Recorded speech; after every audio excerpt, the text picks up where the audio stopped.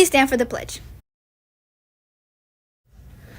I pledge allegiance to the flag of the United States of America and to the republic for which it stands, one nation, under God, indivisible, with liberty and justice for all.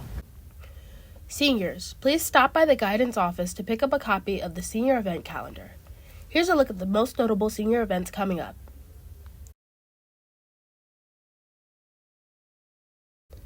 ITC musicians. This week, strings will meet on Wednesday during first period, and band will meet Thursday during first period.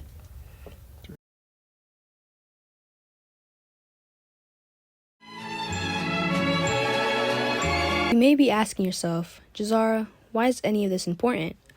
Well, black people weren't even allowed to act in films back then. They were often characterized by a white person in blackface. Black people started being featured in short films that dated way back from 1898 to 1920.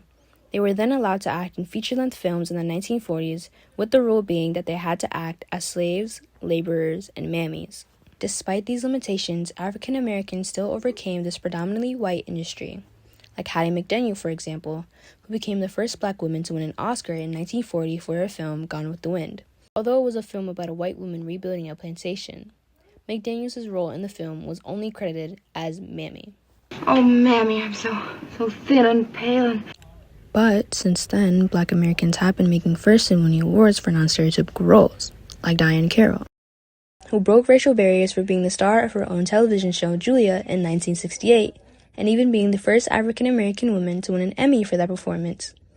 Or Marlon Riggs, a queer filmmaker/documentarian that broke barriers in the 80s for his films that explored race and sexuality in America. In modern terms, filmmakers like Barry Jenkins, who was the first black man to win an Oscar in 2017 for a film with multiple black leads and queer themes.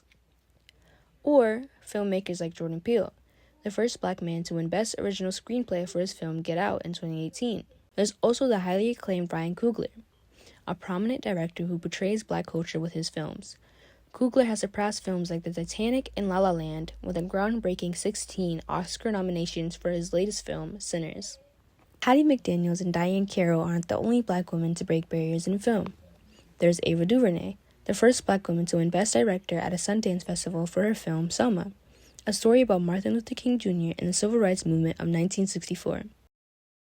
Or like Nia DaCosta, the first black woman to direct a Marvel film. There's even Gina Prince Bythewood, who changed the rom-com genre with her 2000s film Love and Basketball, which also became the first black Hollywood romance directed by a black woman. Did you know the first ever motion picture was of an unnamed black man riding a horse? That's the reason I'm celebrating black voices in film, because without them, we wouldn't have the kind of entertainment we do today. Watch more movies censored or by African American people.